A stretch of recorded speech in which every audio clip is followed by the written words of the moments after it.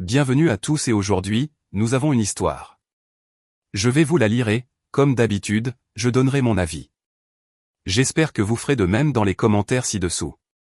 Sans plus attendre, plongeons-y. J'ai découvert que mes parents avaient donné 480 000 $ à ma sœur sur 5 ans.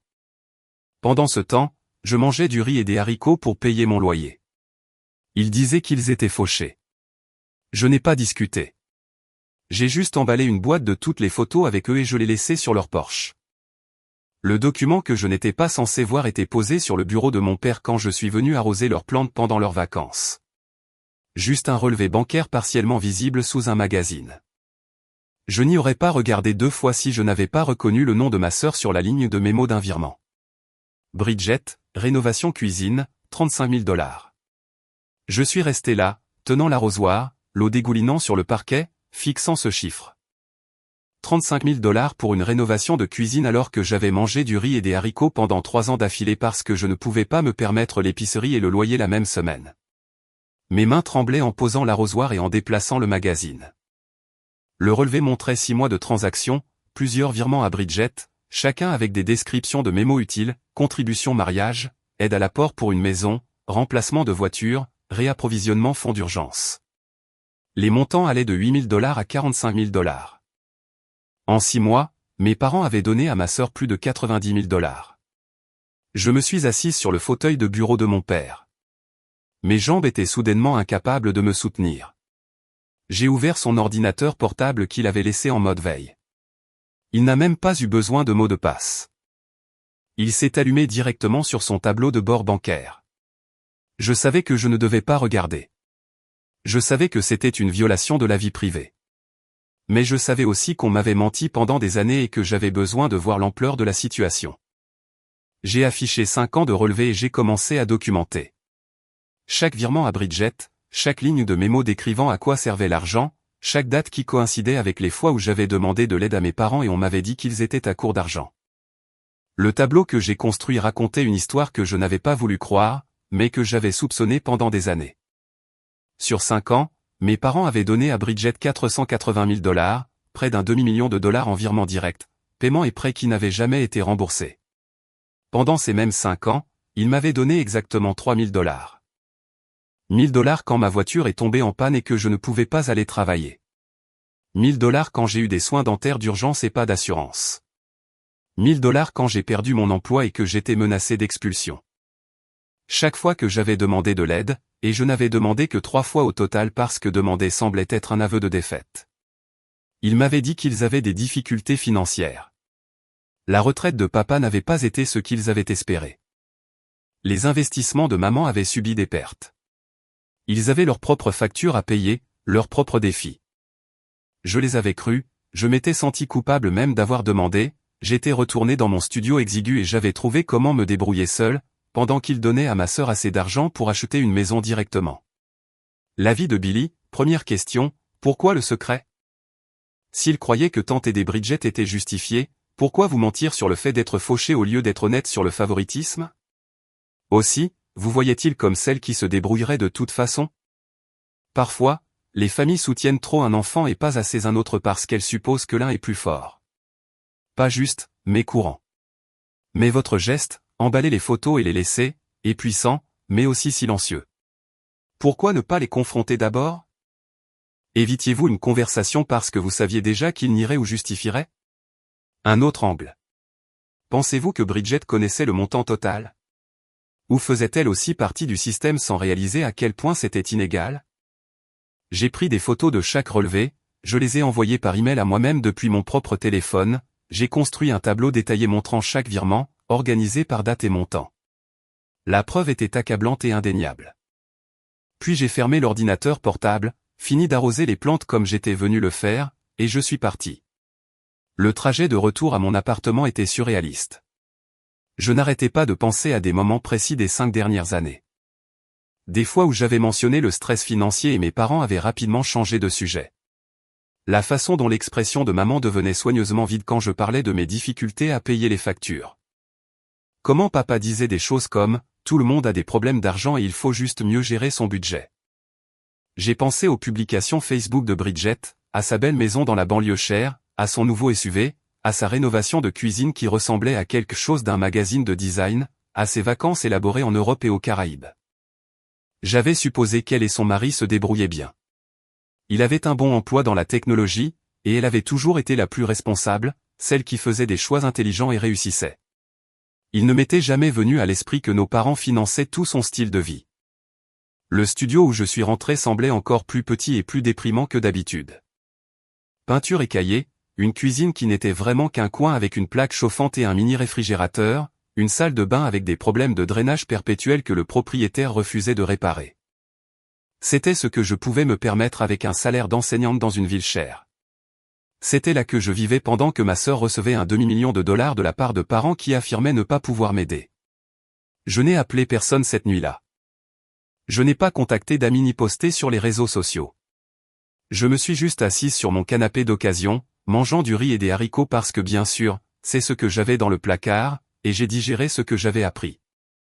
La colère est venue par vagues, chaude et accablante, me donnant envie d'appeler immédiatement mes parents et de leur crier dessus.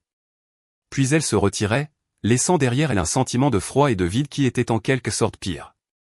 Je revenais sans cesse à un souvenir précis. Il y a 2 ans, j'avais demandé de l'aide à mes parents pour un apport sur un petit appartement. Rien d'extravagant, un minuscule studio dans un quartier que je pouvais à peine me permettre, même avec de l'aide. J'avais économisé 10 000 dollars, mais j'avais besoin de 15 000 dollars supplémentaires pour que l'apport fonctionne.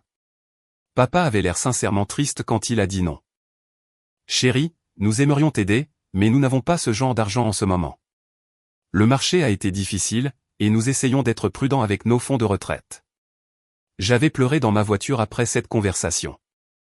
Je me suis senti comme un échec de ne pas pouvoir me le permettre seul. Je me suis senti coupable d'avoir demandé. Le condo était parti à un autre acheteur, et j'étais resté dans mon studio trop cher. Selon les relevés bancaires, mes parents avaient donné 45 000 dollars à Bridget pour l'aide à l'apport de sa maison 3 mois plus tard. Ils m'avaient menti directement, m'avaient regardé lutter et pleurer, et avaient choisi de donner exactement cet argent à ma sœur à la place. Le sommeil ne vint pas cette nuit-là.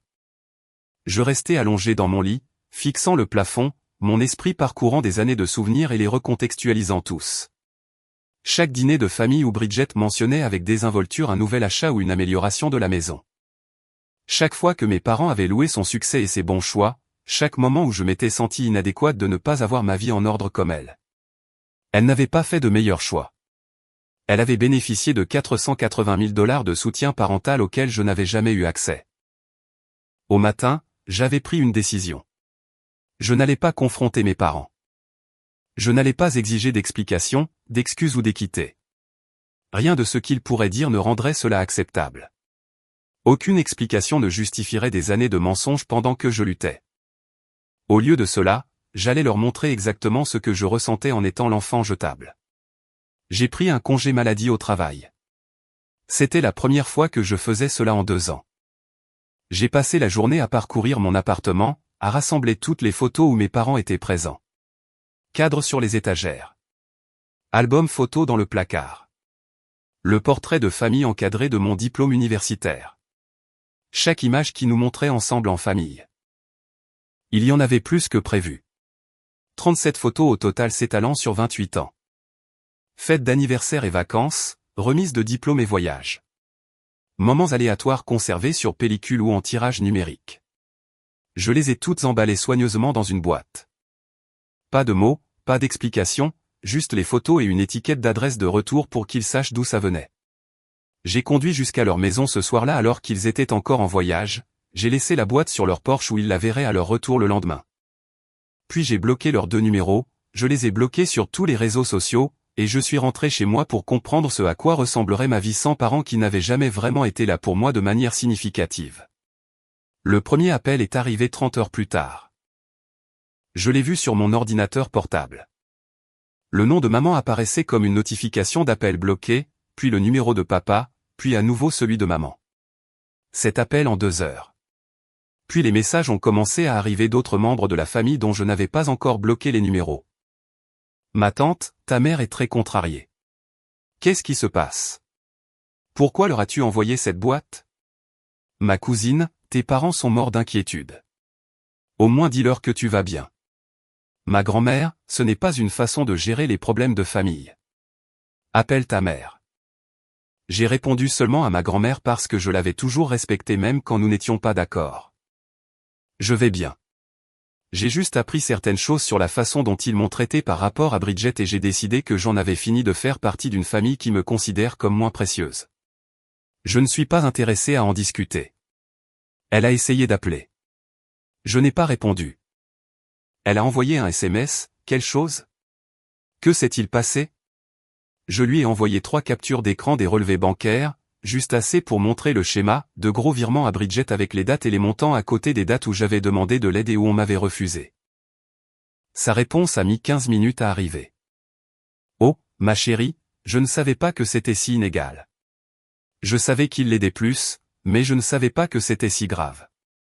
Ce message m'a fait plus de mal que tout le reste parce que cela signifiait que des gens savaient que mes parents favorisaient Bridget, avaient vu l'inégalité et n'avaient rien dit, m'avaient laissé croire que j'imaginais ou que j'étais trop sensible. Maintenant tu sais pourquoi j'en ai fini, j'ai répondu par SMS. S'il te plaît, ne partage pas ces captures d'écran avec mes parents. Et s'il te plaît, respecte que je ne veux pas de contact avec eux. Je comprends. Je suis tellement désolé, Maya. Tu méritais mieux que ça. La validation était à la fois agréable et terrible. Agréable parce que quelqu'un reconnaissait enfin à quel point c'était mal. Terrible parce que cela confirmait que toute ma famille avait assisté à cela et que personne n'était intervenu. Bridget a appelé le lendemain. J'ai failli ne pas répondre, mais la curiosité a gagné. Je voulais entendre ce qu'elle dirait. Maya, qu'est-ce qui se passe? Maman et papa paniquent. Ils ont dit que tu leur avais envoyé une boîte bizarre et que tu ne répondais pas à leurs appels. T'ont-ils dit ce qu'il y avait dans la boîte? Non, ils font tout un drame et ne veulent pas expliquer. Ils ont juste dit que tu les coupais sans raison. Sans raison? Bien sûr. C'est comme ça qu'ils le présenteraient. Bridget, combien d'argent maman et papa t'ont-ils donné ces 5 dernières années? Silence à l'autre bout, assez longtemps pour que je sache qu'elle savait exactement de quoi je parlais. C'est entre eux et moi, dit-elle finalement. Ce ne sont pas tes affaires. C'est devenu mes affaires quand ils m'ont dit qu'ils étaient fauchés et ne pouvaient pas m'aider alors qu'ils te donnaient des centaines de milliers de dollars. Ils n'ont jamais dit qu'ils étaient fauchés. Oui, ils l'ont fait plusieurs fois. Chaque fois que j'ai demandé de l'aide, ce qui a été 3 fois en 5 ans, ils m'ont dit qu'ils étaient en difficulté financière et ne pouvaient pas se le permettre. Pendant ce temps, tu recevais des virements massifs pour ta maison, tes voitures, ta cuisine. Tout. Je n'ai pas à justifier comment ils choisissent de dépenser leur argent. Peut-être qu'ils m'aident plus parce que j'en avais plus besoin. L'audace de cette déclaration m'a coupé le souffle. Tu avais besoin de 480 000 dollars plus que moi d'aide pour payer le loyer, plus que moi d'aide pour acheter des courses, plus que moi d'aide pour une urgence médicale? Ce n'est pas. Tu rends ça pire que ce que c'est. Est-ce que je le fais? Parce que j'ai 5 ans de relevés bancaires qui montrent exactement à quel point c'est grave. Son ton a changé, passant de la défensive à la colère. Tu as fouillé leur dossier financier. C'est une violation de la vie privée, Maya. C'est illégal. Ils les ont laissés ouverts sur leur ordinateur. Et je préférerais être coupable d'avoir regardé quelque chose que je n'étais pas censé voir que coupable d'avoir pris près d'un demi-million de dollars à des parents qui ont dit à leur autre fille qu'ils ne pouvaient pas se permettre de l'aider. Je n'ai jamais su qu'ils te disaient ça. Je ne savais pas que tu luttais. Oui, tu savais. Je l'ai mentionné constamment. Mais tu n'as jamais proposé d'aider. Jamais suggéré que nos parents pourraient peut-être m'aider comme ils t'aidaient. Tu as juste pris l'argent et n'as rien dit. Elle pleurait maintenant, ce qui aurait dû me faire sentir plus mal que ce que je ressentais. Je pensais qu'ils nous traitaient équitablement. Je pensais qu'ils t'aidaient aussi. Comment as-tu pu penser ça? Tu es venu dans mon appartement. Tu as vu où je vis. As-tu vraiment pensé que je choisissais de vivre comme ça pendant que tu avais une maison qui semble sortie d'un magazine? Je pensais que tu étais responsable, que tu vivais en dessous de tes moyens, que tu économisais. Je ne vivais pas en dessous de mes moyens. Je vivais à mes moyens, qui sont bien inférieurs aux tiens parce que je n'ai pas un compte bancaire parental sur lequel puiser. La conversation s'est détériorée à partir de là. Elle a insisté sur le fait qu'elle n'avait pas connu l'étendue de l'inégalité. Je ne l'ai pas cru. Elle a dit que j'étais injuste envers nos parents, que je ne comprenais pas leur raisonnement. J'ai dit que leur raisonnement était qu'ils avaient choisi un enfant préféré et que ce n'était pas moi. Nous avons raccroché en colère et je l'ai bloqué. Deuxième intervention de Billy. Premièrement, pourquoi aucune confrontation?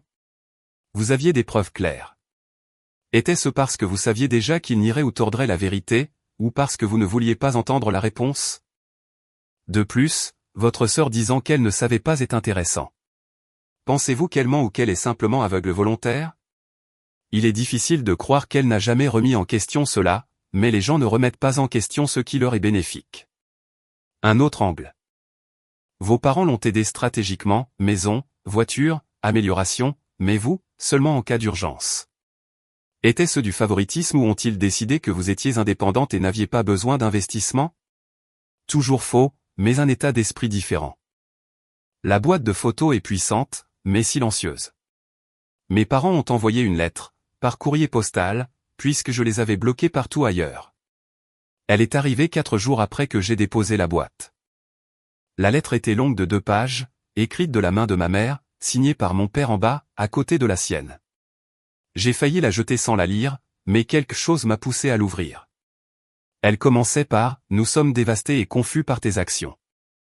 Pas « Nous sommes désolés » ou « Nous comprenons ta douleur », juste leur propre dévastation et confusion que j'ai osé les tenir pour responsables.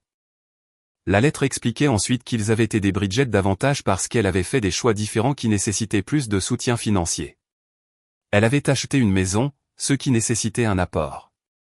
Elle s'était mariée, ce qui nécessitait une aide pour les frais de mariage. Elle avait eu besoin d'une nouvelle voiture après un accident.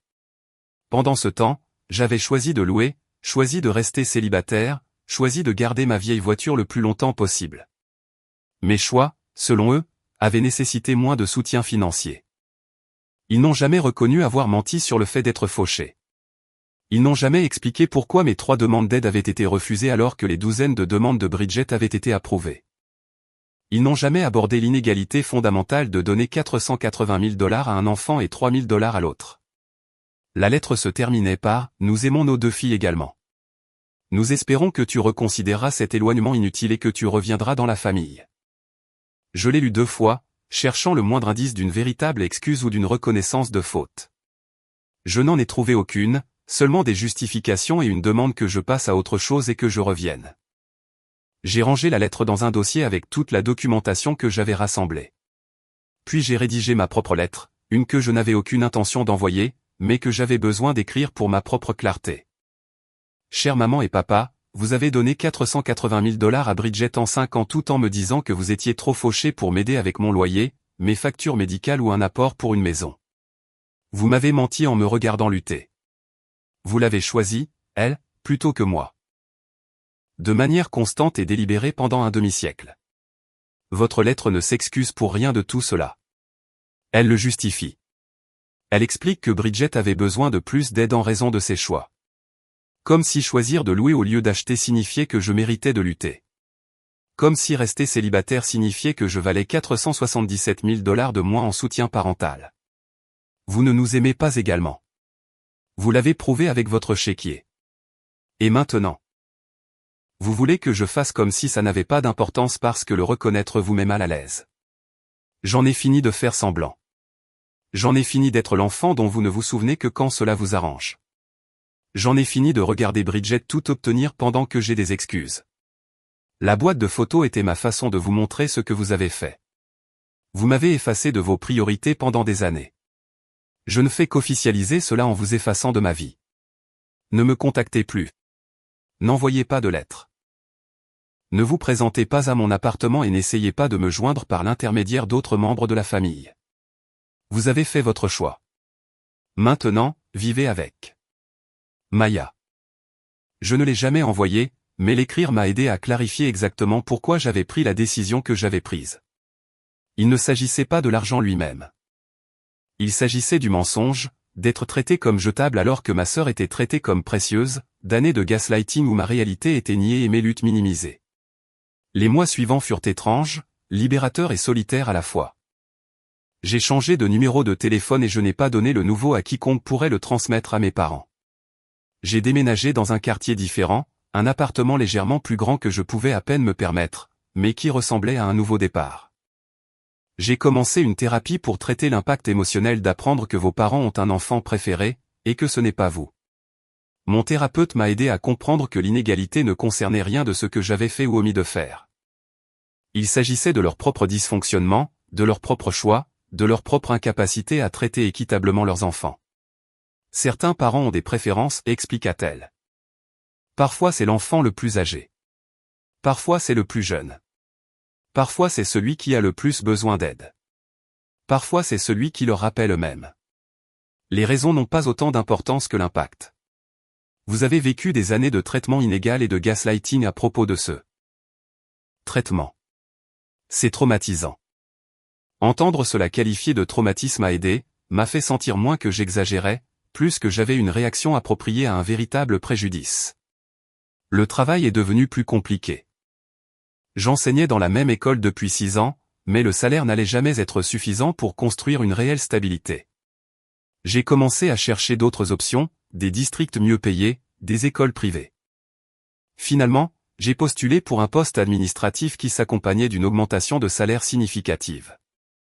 J'ai obtenu le poste, déménagé dans une nouvelle ville à 2 heures de chez mes parents, recommencer complètement. La culpabilité venait par vagues, généralement tard la nuit quand je ne pouvais pas dormir. Des pensées comme peut-être que j'ai trop réagi et peut-être que je devrais leur donner une autre chance et ils vieillissent et que se passe-t-il s'il leur arrive quelque chose. Mais ensuite je me souvenais des relevés bancaires, des 480 000 $ à Bridget pendant que je mangeais du riz et des haricots, des mensonges sur le fait d'être fauché, de la lettre qui justifiait tout au lieu de s'excuser, et la culpabilité reculait. 1 an après avoir laissé la boîte sur leur porche, ma grand-mère est tombée malade. Cancer, agressif et rapide. Elle a demandé à me voir, et je suis allé à l'hôpital bien que je sache que mes parents seraient là. Ils étaient dans la salle d'attente quand je suis arrivé. Maman avait l'air plus âgée, plus fatiguée. Les cheveux de papa étaient devenus complètement gris. Ils se sont levés quand ils m'ont vu. Et pendant un instant, personne n'a bougé. Maya, a dit maman finalement. Tu nous as tellement manqué. Je n'ai pas répondu. J'ai juste demandé à l'infirmière quelle était la chambre de ma grand-mère et je suis passé devant eux. Grand-mère était éveillée, bien que manifestement souffrante. Elle a souri quand elle m'a vu. Voilà ma fille. J'espérais que tu viendrais. Bien sûr que je suis venu. Je t'aime. Je sais. Et je sais que tu ne parles toujours pas à tes parents. Non. Je ne vais pas te dire de leur pardonner. Ce qu'ils ont fait est mal, et tu as tout à fait le droit d'être en colère. Mais je veux que tu comprennes quelque chose. Elle a fait une pause, rassemblant ses forces. Tes parents sont des gens imparfaits qui ont fait des choix terribles. Ils ne comprendront probablement jamais pleinement ce qu'ils ont fait de mal, et tu ne leur dois ni pardon ni réconciliation. Merci de dire ça. Mais je veux aussi que tu comprennes que s'accrocher à la colère, même à une colère justifiée, te fait plus de mal qu'à eux. À un moment donné, non pas pour leur bien, mais pour le tien.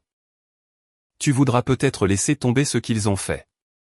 Ne pas l'oublier. Juste arrêter de le laisser occuper de l'espace dans ta tête et ton cœur. Je suis resté avec elle pendant 2 heures. Nous avons parlé d'autres choses, de mon nouveau travail, de ses propres regrets, de souvenirs de mon enfance qu'elle voulait partager tant qu'elle le pouvait. Mes parents ont essayé de venir 2 fois. Les 2 fois, j'ai quitté la pièce jusqu'à ce qu'ils soient partis.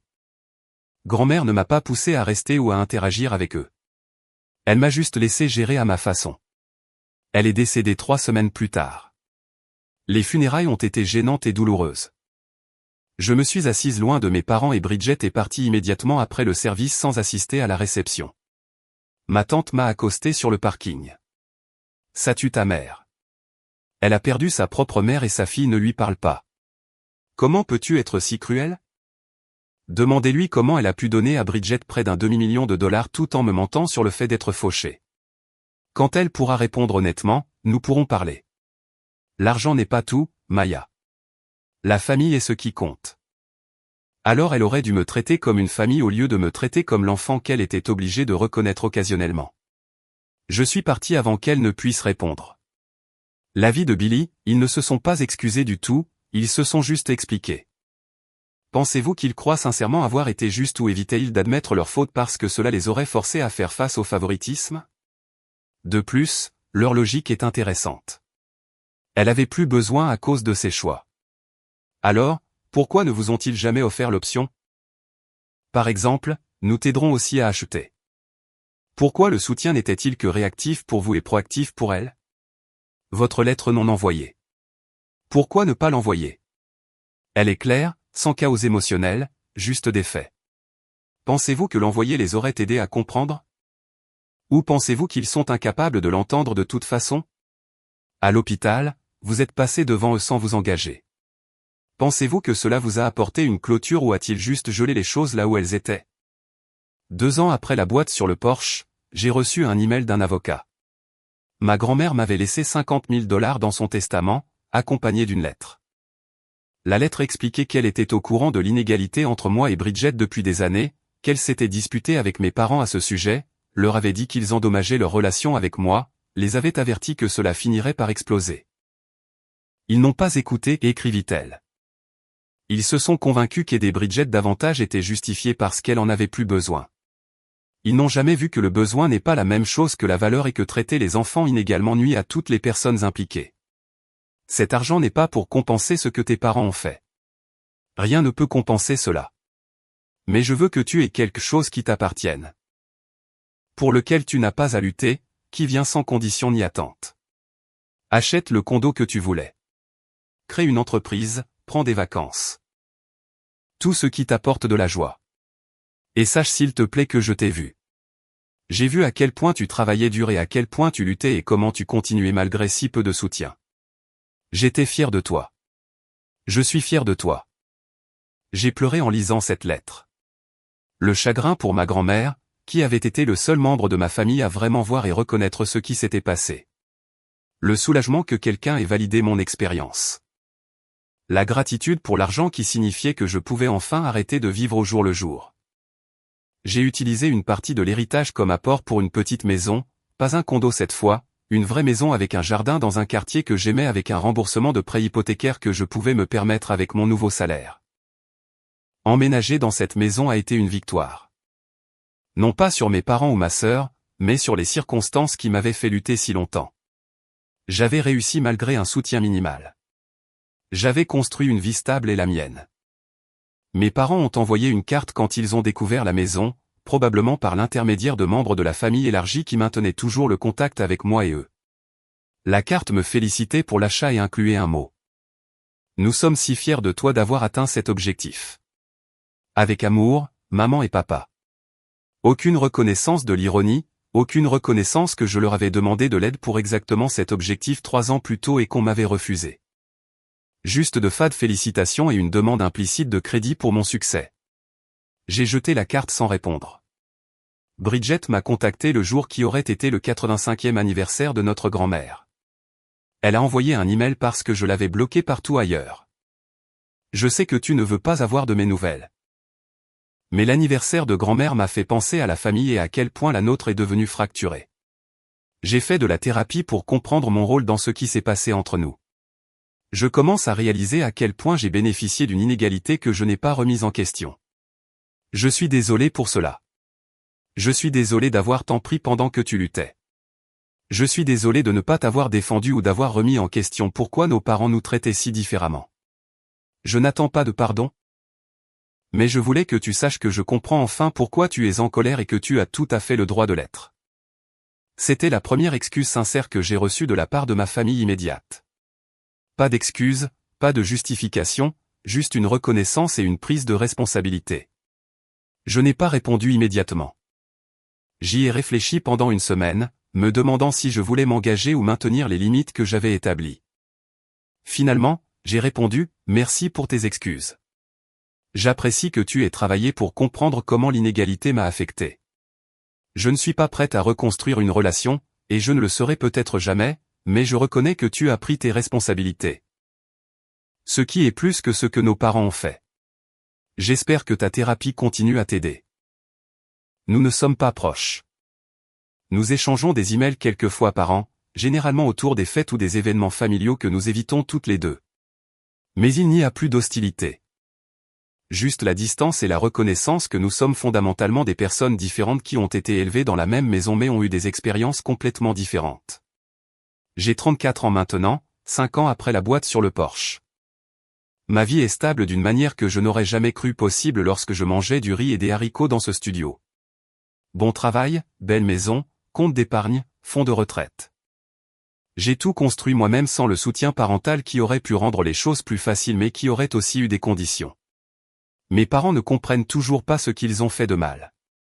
Selon les membres de la famille qui maintiennent le contact avec nous deux, ils parlent de moi comme de la fille qui les a abandonnés pour de l'argent et qui ne peut pas laisser tomber les vieilles rancunes. Ils sont les victimes dans leur récit, injustement punis pour avoir essayé d'aider leurs 2 enfants de différentes manières. J'ai fait la paix avec le fait qu'ils ne comprendront jamais. Ne s'excuseront jamais sincèrement. Ne reconnaîtront jamais le mensonge ou l'inégalité ou le message fondamental que leurs actions ont envoyé sur ma valeur par rapport à celle de Bridget. Certaines personnes disent que je devrais leur pardonner pour ma propre tranquillité d'esprit. Que s'accrocher à la colère ne me fait que du mal. Que la famille est compliquée et que tout le monde fait des erreurs. Mais je leur ai pardonné. Le pardon ne signifie pas la réconciliation. Ne signifie pas oublier. Ne signifie pas les laisser revenir dans ma vie pour potentiellement me blesser à nouveau. Je leur ai pardonné en acceptant qu'ils sont des personnes imparfaites incapables de traiter équitablement leurs enfants. Je leur ai pardonné en abandonnant le fantasme qu'ils seraient un jour les parents dont j'avais besoin. Je leur ai pardonné en construisant une vie si stable et épanouissante que leur approbation et leur soutien n'ont plus d'importance pour mon estime de soi. La boîte de photos posée sur leur Porsche ce jour-là était mon adieu à la relation que nous n'avions jamais réellement eue. Celle où ils aimaient les 2 filles également. Celle où mes luttes comptaient autant que les désirs de ma sœur. Celle où demander de l'aide ne signifiait pas qu'on me disait qu'ils étaient trop fauchés alors qu'ils transféraient des dizaines de milliers à quelqu'un d'autre. Cette relation n'a jamais existé. Je ne le savais juste pas avant de voir ces relevés bancaires. Maintenant je sais.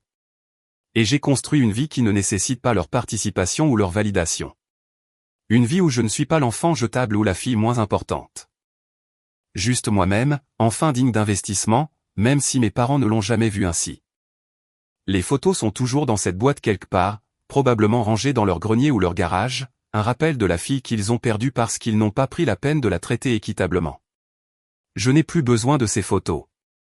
J'en ai de nouvelles maintenant, de meilleures, des photos avec des amis qui sont toujours là. Des collègues qui valorisent mon travail, une vie bâtie sur des bases authentiques au lieu de bribes inégales d'attention parentale. J'ai découvert que mes parents avaient donné 480 000 $ à ma sœur pendant que je luttais pour manger.